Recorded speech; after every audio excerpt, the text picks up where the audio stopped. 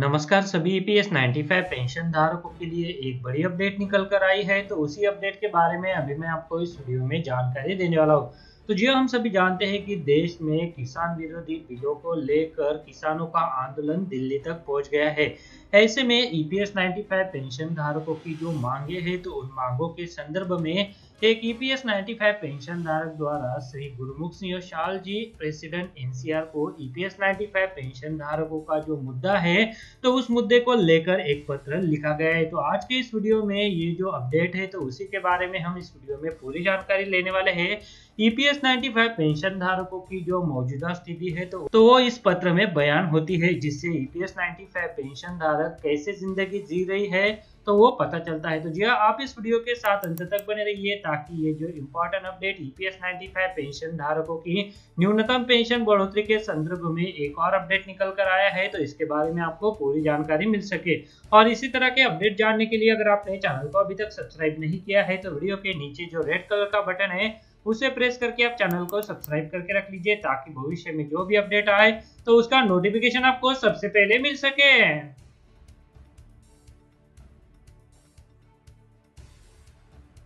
तो चलिए देश के 65 लाख ईपीएस 95 पेंशन धारकों की जो मांग है कि ईपीएस 95 पेंशन योजना के तहत न्यूनतम पेंशन को 7,500 रुपए कर उसे महंगाई भत्ते के साथ जोड़ा जाए, इसी को लेकर 65 लाख ईपीएस 95 पेंशनर्स की न्यूनतम पेंशन बढ़ोतरी के लिए श्री गुरमुख सिंह शाह प्रेसिडेंट एनसीआर के नाम एक पत्र लिखा गया है। तो इसी के संदर्भ में ये जो अपडेट है तो उसके बारे में हम इस वीडियो में जानकारी लेने वाले।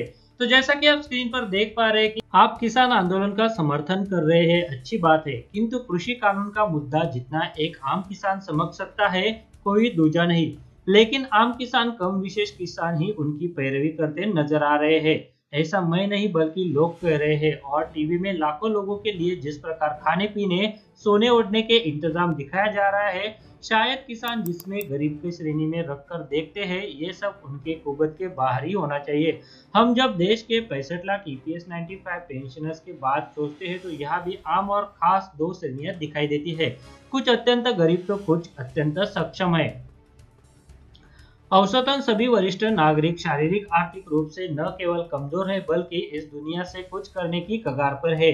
अनेक तो विदा भी ले चुके हैं।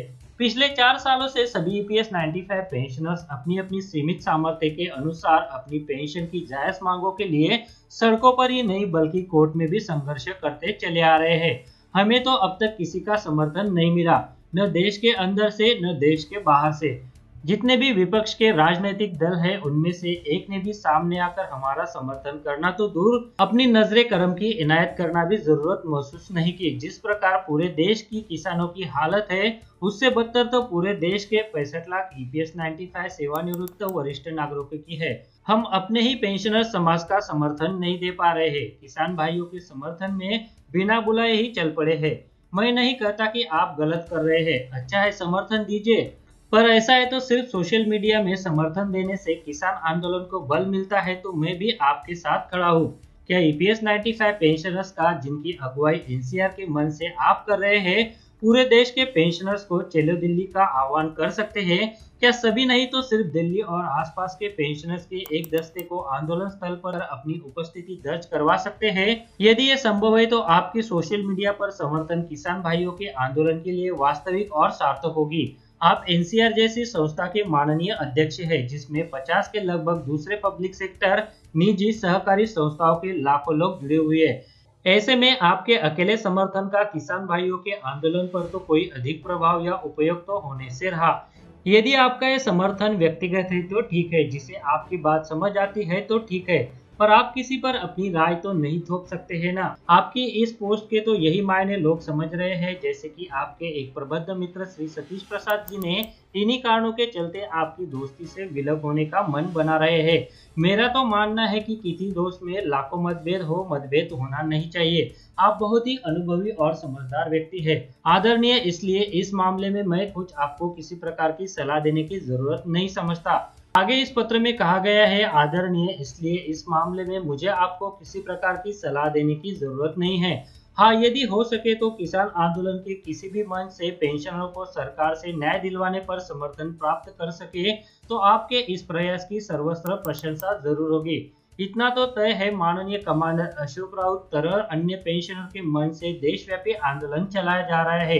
क्या उन्हें पेंशनर समाज में रहते हुए ऐसा ही समर्थन दे सकते हैं, भले व्यक्तिगत तौर ही सही, जैसा कि आप किसान भाइयों के समर्थन में आगे आए हैं। आपके उक्त समर्थन बाकी मित्रों की क्या राय होगी, ये तो तभी ज्ञात हो सकेगी जब वो कुछ कहे।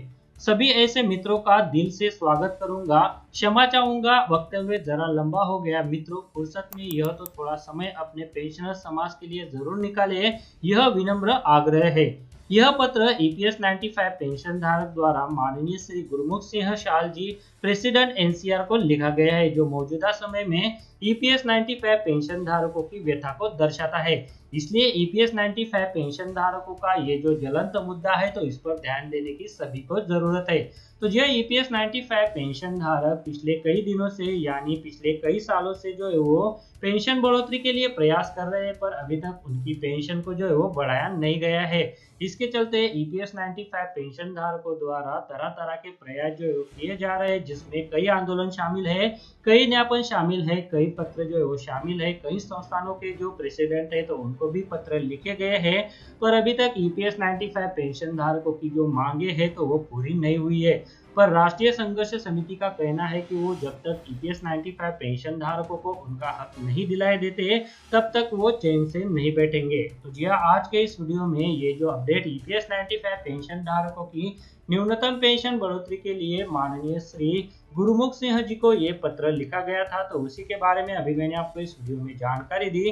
वीडियो में दी गई जानकारी अच्छी लगी तो वीडियो को लाइक जरूर कीजिएगा, और अगर आपने चैनल को अभी तक सब्सक्राइब नहीं किया है तो वीडियो के नीचे जो रेड कलर का बटन है तो उसे प्रेस करके आप चैनल को सब्सक्राइब करके रख लीजिए, ताकि भविष्य में जो भी अपडेट आए तो उसका नोटिफिकेशन आपको सबसे पहले मिल सके। अगर आप शेयर मार्केट में इन्वेस्ट करना चाहते हैं तो इसके लिए आपको एक ट्रेडिंग अकाउंट की जरूरत पड़ती है। ट्रेडिंग अकाउंट ओपन करने के लिए वीडियो के डिस्क्रिप्शन में मैंने आपके लिए एक लिंक देके रखा है। उस लिंक पर क्लिक करके अगर आप ट्रेडिंग अकाउंट ओपन करते हैं तो उस ट्रेडिंग अकाउंट ओपनिंग के लिए आपको कोई भी चार्जेस देने की जरूरत नहीं है, साथ में कोई भी एनुअल फी देने की जरूरत नहीं है। और जब भी आप इक्विटी में शेयर खरीदेंगे या फिर बेचेंगे तो उसके ऊपर आपको कोई भी ब्रोकरेज देने की जरूरत नहीं है।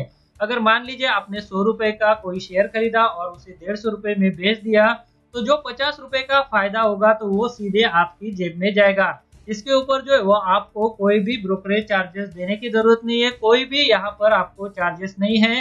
तो इसके लिए अगर आप अकाउंट ओपन करना चाहते हैं तो वीडियो के डिस्क्रिप्शन में मैंने एक लिंक दिया हुआ है, तो उस लिंक पर क्लिक करके आप घर बैठे ऑनलाइन एक डीमैट अकाउंट ओपन कर सकते हैं। तो चलिए अभी वीडियो में आगे बढ़ते हैं। इस वीडियो को देखने के लिए आपका बहुत बहुत धन्यवाद। अगर आपको कोई सवाल है या फिर कोई कमेंट है तो आप इस वीडियो के नीचे जो कमेंट बॉक्स है वहाँ पे कर सकते हैं। और साथ में दोस्तों, अगर आप मेरे चैनल पे पहली बार विजिट करें तो मेरे चैनल को सब्सक्राइब कीजिए, और जो उसके बाद बेल का आइकॉन आएगा उसे भी आप प्रेस कर दीजिए, ताकि मेरे जो आने वाले वीडियोज़ है वो सबसे पहले आपको देखने को मिल सके।